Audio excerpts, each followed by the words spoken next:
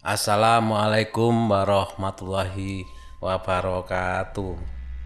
Jumpa lagi dengan saya Pak Alvan di Dongeng Tengah Malam. Salam sehat selalu buat semuanya. Semoga sedulurku semuanya selalu dilindungi, dijauhkan dari mara bahaya, dilimpahkan rezekinya, dan juga selalu dilimpahkan barokah oleh Allah Subhanahu wa Ta'ala. Amin amin ya rabbal alamin. Kali ini Pak D akan membawakan cerita kiriman yang biasanya saya sebut Mbak Dita. Mbak Dita memberi judul cerita mistisnya ini yaitu Randu Kembar. Beliau akan menceritakan kejadian yang terjadi di kampungnya sekitar tahun 1993. Tapi sebelum ke cerita seperti biasa ya, bagi sedulurku yang belum subscribe, monggo subscribe dulu Dongeng Tengah Malam. Jangan lupa klik like-nya, komentarnya juga jangan lupa ya. Karena Pak D juga membutuhkan kritik dan saran dari sedulur semuanya. Dan yang di Spotify jangan lupa juga follow Dongeng Tengah Malam supaya selalu tetap bisa mengikuti cerita terbaru dari Pak D Alvan. Baik, kita langsung ke ceritanya dari Mbak Dita ini. Mbak Dita ini tinggalnya di Surabaya. Tapi pada masa itu bisa dibilang termasuk pinggirannya Surabaya, kota Surabaya, karena pada masa itu kan memang masih ada tegalan atau kebun dan juga persawahan yang ada di pinggir kampung. Dan di pinggir kebun itu ada lapangan bola dan lapangan voli. Yang karena ada lapangan ya, jadi setiap sore itu ramai anak-anak bermain dan juga para remaja yang bermain sepak bola di lapangan tersebut. Apalagi kalau musim lomba atau turnamen antar kampung ya, itu ramainya bukan main di lapangan tersebut, karena kan penontonnya bener-bener hiburan olahraga lah di desanya, di kampungnya pada masa itu.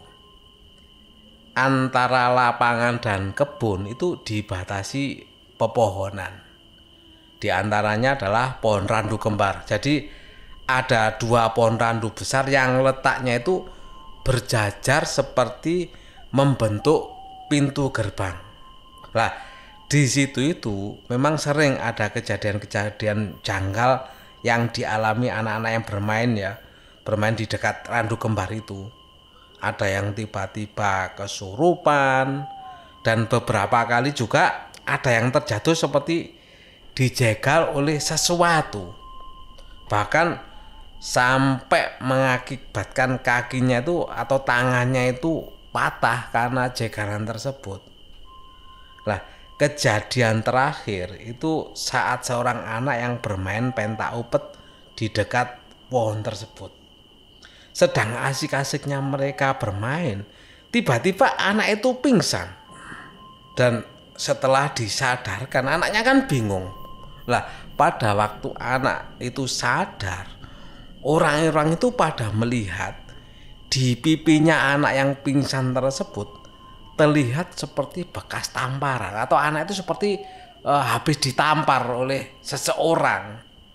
Padahal di situ jelas-jelas nggak ada orang, khususnya orang dewasa ya, itu yang lagi melarang anak bermain atau enggak, atau yang marah pada anak itu supaya nggak bermain, itu nggak ada. Jadi siapa yang menampar anak itu pun nggak ada yang tahu.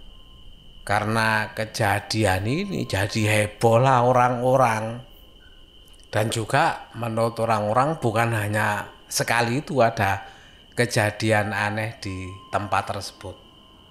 Akhirnya kejadian-kejadian tersebut dilaporkanlah oleh warga ke pengurus kampung ya. Dan akhirnya bapak-bapak pengurus kampung yaitu Pak RW, Pak RT dan staf RW, dan juga melibatkan sesepuh kampung yang bernama Pak Man, beliau ini memang terkenal mempunyai kemampuan supranatural, Pak Man ini. Mereka berembuk untuk mencari solusi karena apa? Ditakutkan terjadi sesuatu yang lebih membahayakan ke anak-anak yang bermain di lapangan tersebut. Dan akhirnya para bapak-bapak pun sepakat untuk melean di area randu kembar tersebut di waktu yang sudah ditentukan oleh sesepuh kampung itu. Setelah persiapan semuanya ya, di hari H, di mana kesempatan untuk melean itu, malam itu selepas Isya, hari apa tepatnya Mbak Dita ini juga lupa ya. Bapak-bapak ini bergegas menuju ke lokasi. Ada sekitar 10 orang lah, termasuk bapaknya Mbak Dita ini dan juga staf RW.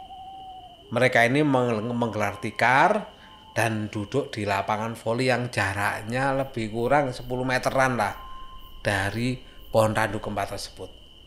Entah apa yang mereka lakukan selanjutnya, tapi sampai sekitar pukul 12 atau pukul 00.00 itu nggak terjadi apa-apa.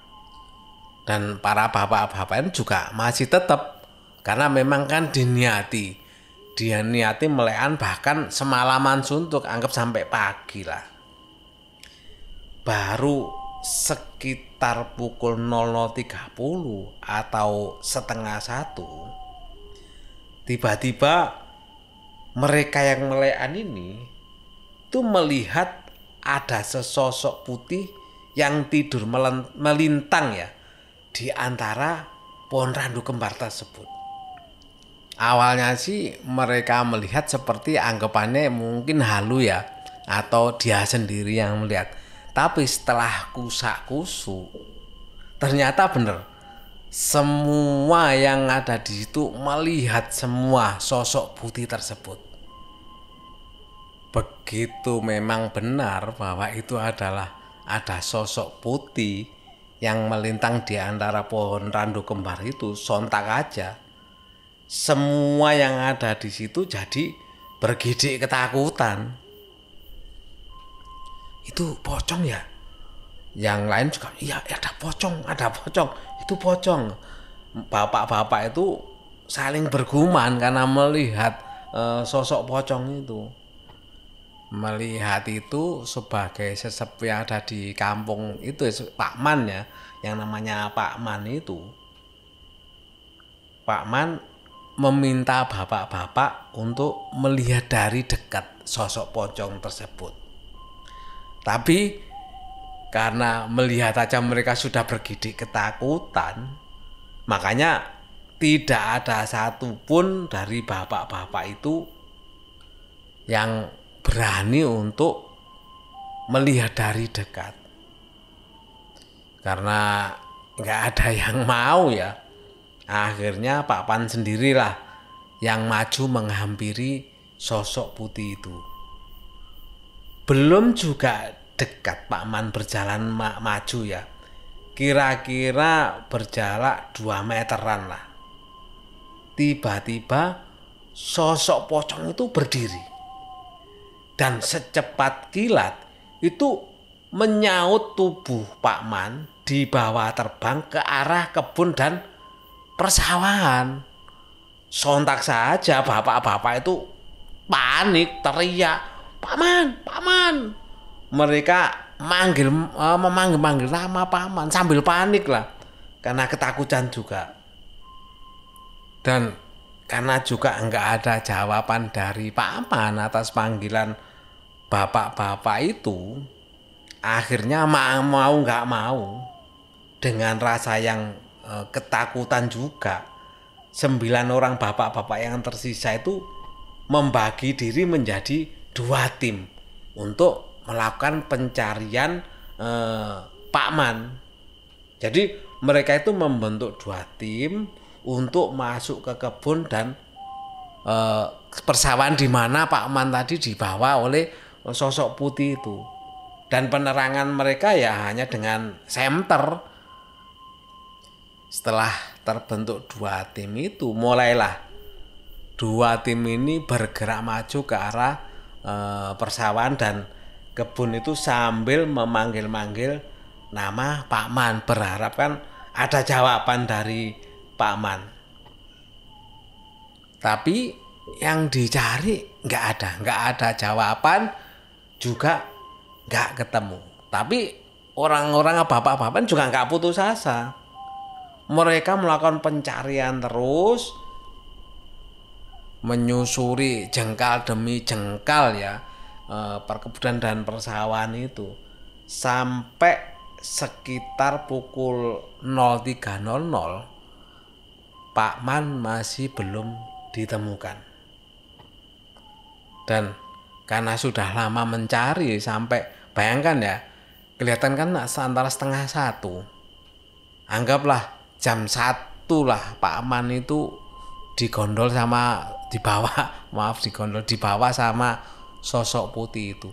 Kan dilakukan pencarian selama 2 jam, masih belum ditemukan. Akhirnya sekitar pukul 3 itu para bapak-bapak ini berkumpul kembali untuk membicarakan gimana hasilnya dari dua tim ini, serta merundingkan gimana caranya untuk mencari keberadaan Pak Man ini. Setelah pembicaraan, akhirnya kan sudah masuki waktu subuh, dan tepat saat azan subuh barulah mereka mendengar ada suara Pak Man. Waduh, mendengar suara Pak Man yang seperti kesakitan ya. Para bapak-bapak itu seketika berlari kembali masuk ke kebun untuk mencari lagi di mana keberadaan suara Pak Man tadi yang terdengar suaranya itu. Setelah disisir area kebun tersebut, barulah mereka menemukan keberadaan Pak Man. Dan Pak Man ditemukan di ujung persawahan di pinggir sungai.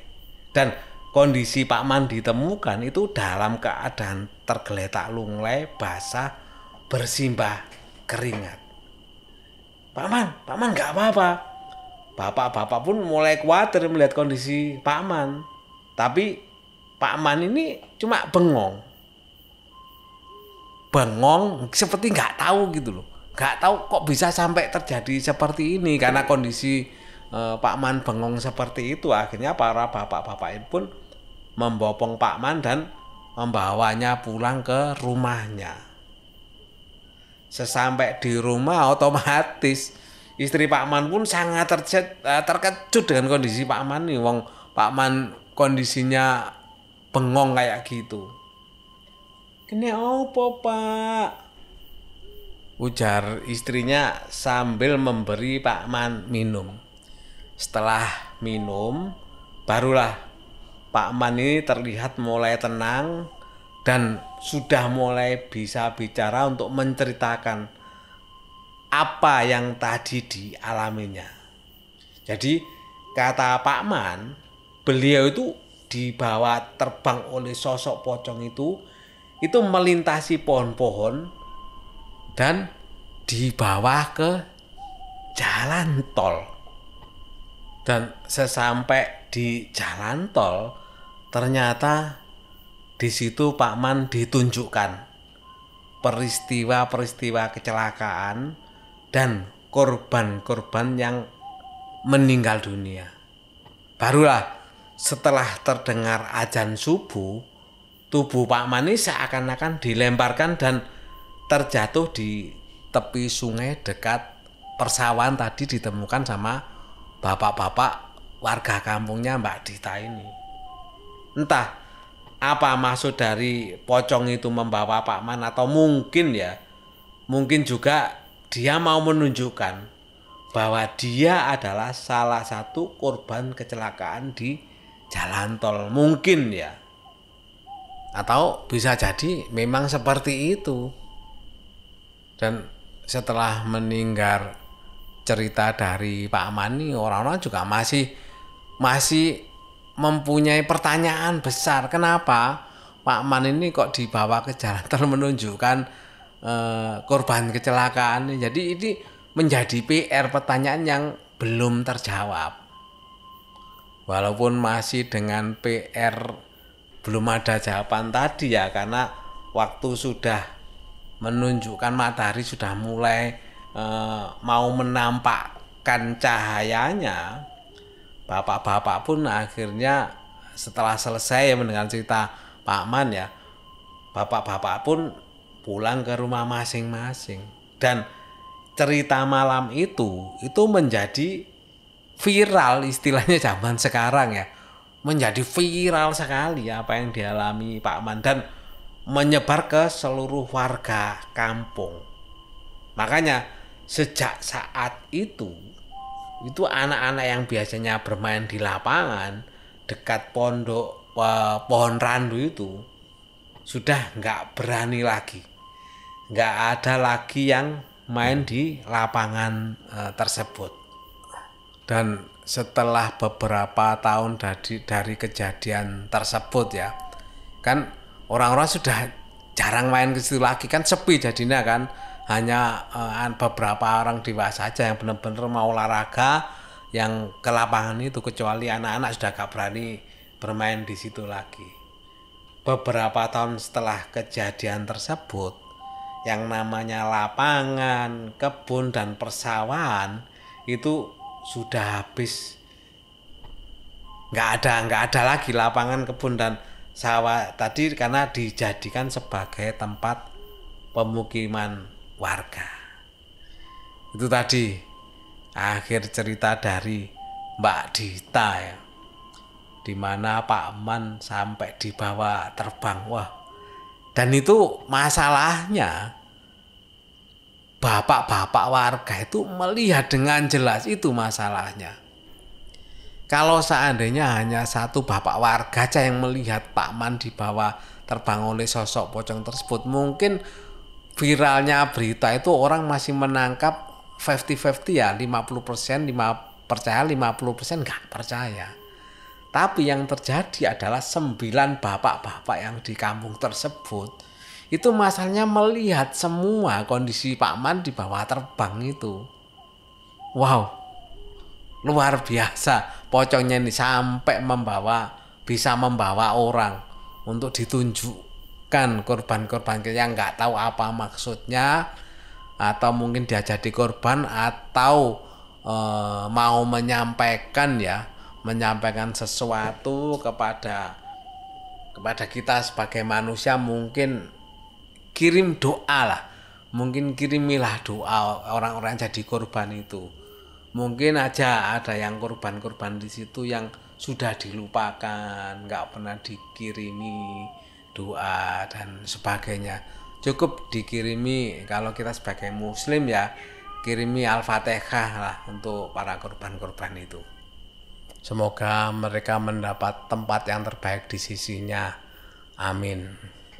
Itu tadi akhir cerita dari Mbak Dita. Terima kasih Mbak Dita atas kiriman ceritanya yang terjadi di kampungnya Mbak Dita pada masa itu. Untuk sedulurku semuanya yang mungkin punya cerita yang sama atau mengalami hal yang sama atau pengalaman yang lain, monggo bisa kirim ceritanya di Dongeng Tengah Malam via email ya. Emailnya dongengtengahmalam@gmail.com. Monggo ditunggu kiriman ceritanya. Dan juga saya pribadi mohon maaf kepada para pengirim cerita yang belum terbacakan ceritanya. Sekali lagi mohon maaf, sabar menunggu untuk kita bawakan di Dongeng Tengah Malam. Salah satunya superhero kita Mbak Uci ini masih belum bisa terbacakan ya. Nantilah sesuai urutannya nanti akan saya bawakan di Dongeng Tengah Malam ini. Itu tadi cerita untuk hari ini. Terima kasih kepada sedulurku semuanya yang selalu tetap setia mendengarkan cerita dari Pak Ade Alvan. Saya sampaikan terima kasih sebesar-besarnya. Semoga Semoga sedulurku semuanya selalu dirahmati, dilimpahkan, dimurahkan rezekinya. Amin, amin ya robbal alamin. Sebelum saya akhiri seperti biasanya saya ingatkan lagi yang belum subscribe, monggo subscribe dulu ya. Yang di Spotify jangan lupa follow Dongeng Tengah Malam. Sekali lagi terima kasih buat semuanya. Saya Pak De Alvan dan saya akhiri. Wassalamualaikum warahmatullahi wabarakatuh.